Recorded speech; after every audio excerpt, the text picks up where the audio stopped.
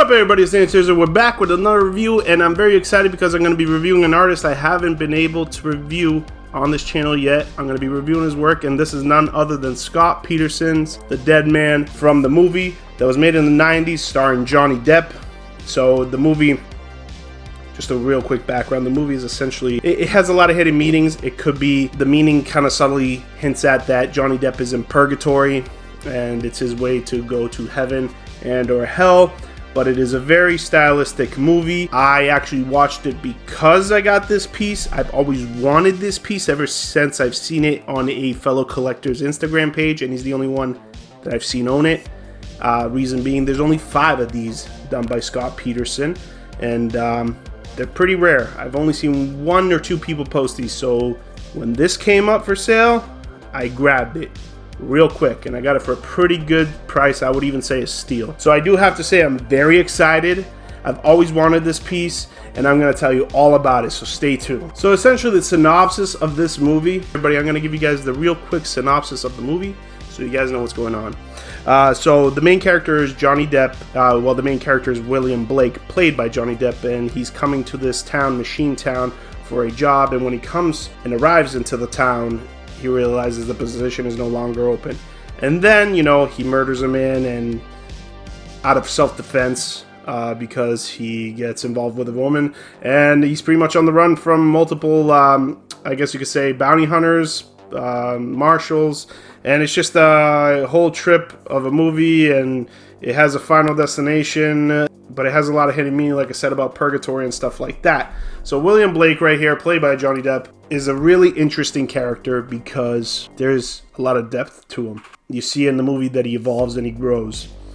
Now, the movie was shot in black and white. This is why this figure is in black and white, and I love that. Just like Rain Man's Psycho set, black and white. I think that's awesome. It's such a stylistic paint aspect that it actually pops in the detail more, even though it's a lot of muted dark colors. But it pops, and it's unique, and it just reminds me of that old school style. Let's just start from the bottom. The boots, really, really well done. I do not know if they are custom or outsourced, but they play the role exactly for William Blake. Even though I don't know if they're custom or not, everything else is, because as you move up, you see the pants with the checkered design, all in gray with some hints of black being integrated in there into the squares and the rectangles, and it's just absolutely tailored beautifully. And then as you move up, you guys can start to see his jacket, and I mean his undercoat, not his black jacket, because his undercoat matches the square pattern that's on his pants. And then he has a button-up shirt, a white one under there, and he has a bunch of accessories, a necklace where a fellow traveler gave to him after he was shot in the chest, which in the movie he got shot in the chest, and the bullet didn't go all the way in because somebody else took the bullet for him in front of him, and it went through the original person, the first person, and then it hit him, and it stuck right in his chest. And the guy that encountered him along his travels was an Indian, and he could not get the bullet out. So essentially he was always bleeding, and actually Scott Pettersen imitated the bullet hole on his chest, if you guys can see, and he has the blood, and he made it in black because it was a black and white movie. Then you have the necklace that the Indian gives him. You have William Blake's handheld clock, which is exceptionally done. The tailoring is really well proportioned. It's a heavy piece, the body they used. The whole body's painted black and gray. Then you have the outer coat that he got along his travels, and fur. It drapes well. It's great material. It's got amazing stitching on the inside. The only thing that was a nitpick about this coat is it has buttons, and the way you want to shut the coat, it's on a string system, so it's a loop, and you gotta put the button around the loop, and it was hard. It was a little stressful when I first got this because I had to open it. Now, the whole thing about this piece, it was stressful from the beginning because I ordered it and it was lost in the mail for about 10 days. Finally arrived, so I had to open everything first before doing the unboxing, so I really couldn't unbox it in front of the camera. I had to check it out first, make sure everything was okay. I let the seller know, and we're good. But yeah, the only thing was the buttons. With the string system, it's hard to open and close the coat however you would, but obviously I'm going to display the coat open because that's how he had it in most of the scenes. And then he's sporting his fellow revolvers that he got, and they're real metal. Actually, no, I believe they're either resin printed or very, very high-end plastic, but I do believe them to be resin, painted beautifully. So I said they look real metal because their paint is so beautifully. It's got an ivory handle in one of the revolvers, and then you have the other revolver that's absolutely beautiful, and he's holding the other hand. An amazing accessory. You know, just the fact, the detail work is incredible. Now, I had the pleasure to talk to Scott on Instagram because I said, hey, Scott, look, I don't know nothing about this piece. I don't really know the movie too well. I need some help, and I didn't know there was 5 of these. I thought this was a one-off, so can you please tell me what's going on? And I talked to him, and we're going to get into that a little bit later on. But next, I want to move up to the beautiful head sculpt. And this is a very unique head sculpt. Scott has his very own unique ways of making things look just his style, like every artist does. I love how he did the head sculpt.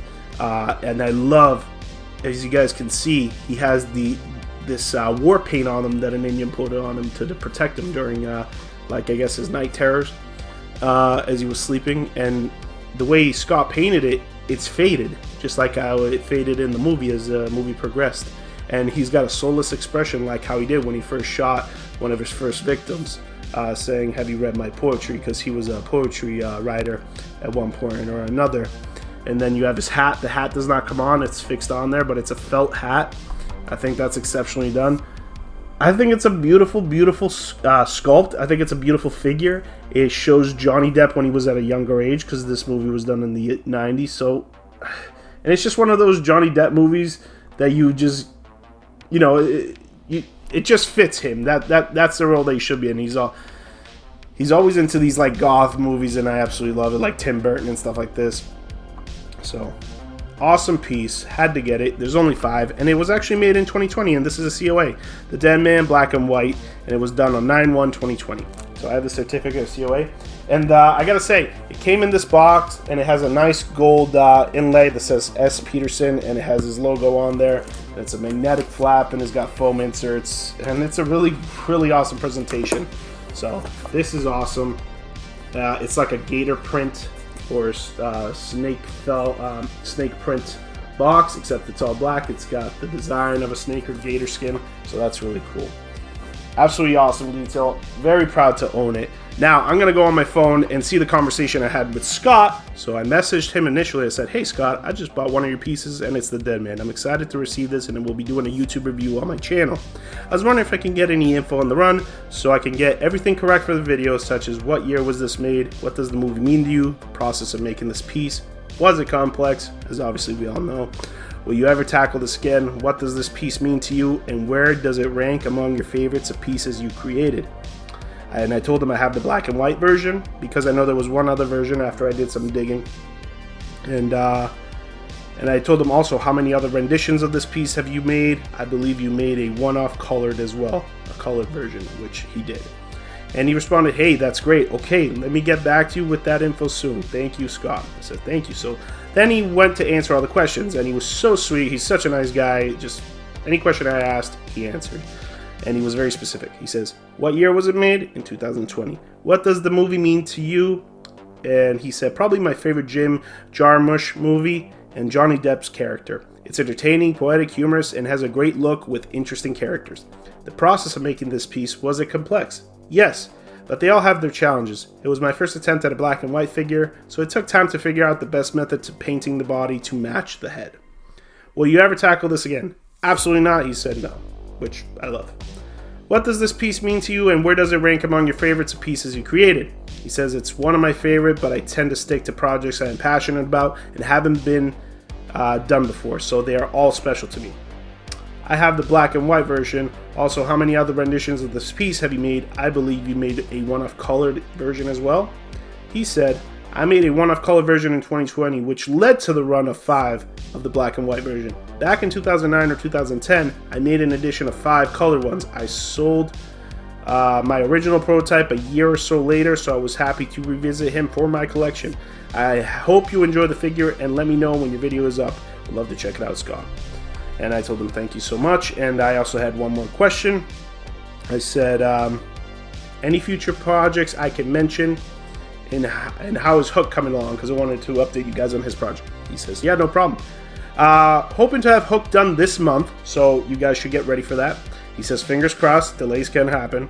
And he says, next couple of projects are the new Deckard Shaw and Kaneda Akira manga version, which is from the manga Akira, then adapted into a awesome manga movie.